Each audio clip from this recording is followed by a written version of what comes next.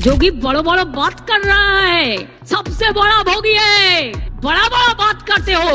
आप देख रहे होंगे बंगाल जल रहा है, वहाँ की मुख्यमंत्री चुप है, दंगाइयों को शांति दूत कहती है। अरे लातों के भूत बातों से कहाँ मानने वाले हैं।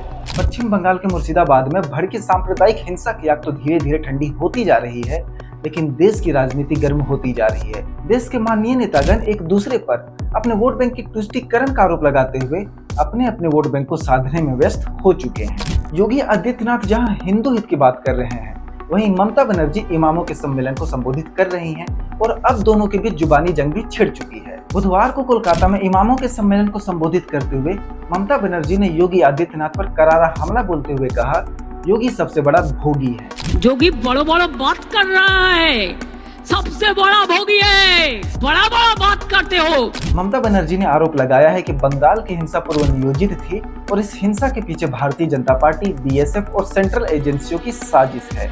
उन्होंने कहा कि बांग्लादेशी घुसपैठियों को बंगाल बुलाकर हिंसा करवाई गई है। ममता बनर्जी ने आगे कहा कि वो प्रधानमंत्री नरेंद्र मोदी से रिक्वेस्ट करेंगी कि वो अमित शाह को कंट्रोल में रखें, क्योंकि अमित शाह अपने राजनीतिक एजेंडे के लिए देश को नुकसान पहुंचा रहे हैं। अब देश में कहीं पर भी इस प्रकार की कोई घटना हो और योगी आदित्यनाथ उस पर टिप्पणी ना करे, ऐसा कभी हो सकता है क्या? योगी आदित्यनाथ ने भी इस घटना पर टिप्पणी करते हुए ममता सरकार पर निशाना साधा है। उन्होंने कहा था कि बंगाल जल रहा है, मुख्यमंत्री चुप बैठी हैं और दंगाइयों को शांतिदूत माना जा रहा है। आप देख रहे होंगे बंगाल जल रहा है, वहाँ की मुख्यमंत्री चुप है, दंगाइयों को शांति दूत कहती है। इसके साथ उन्होंने ये भी कहा था कि लातों के भूत बातों से नहीं मानते हैं। दरअसल उनका इशारा था कि बगैर सख्ती के ऐसी सिचुएशन को कंट्रोल में नहीं किया जा सकता। अरे लातों के भूत बातों से कहाँ मानने वाले हैं।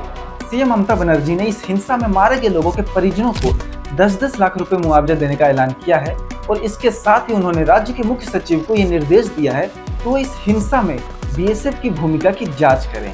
अब इस पर पुलिस प्रशासन का कहना है कि हिंसा प्रभावित क्षेत्रों में स्थिति कंट्रोल में है और जो भी लोग पलायन कर गए थे इस हिंसा की वजह से वो धीरे धीरे अपने गांव वापस आ रहे हैं। मुर्शिदाबाद की इस हिंसा ने देश में एक बार फिर से शांति व्यवस्था को, खासकर पश्चिम बंगाल में शांति व्यवस्था को चुनौती दी है और सभी राजनीतिक दल अपनी अपनी राजनीतिक रोटियां सेकने में व्यस्त हो चुके हैं। वहीं दूसरी ओर देश की सियासत को इस घटना ने हिंदू मुस्लिम ध्रुवीकरण के मोड़ पर लाकर खड़ा कर दिया है। खैर बस अब हम यही दुआ और प्रार्थना कर सकते हैं कि आप अफवाहों पर ध्यान न दें और किसी भी नेता के भड़काऊ बयानबाजी के बहकावे में आकर आप हिंसक गतिविधियों में सम्मिलित ना हो।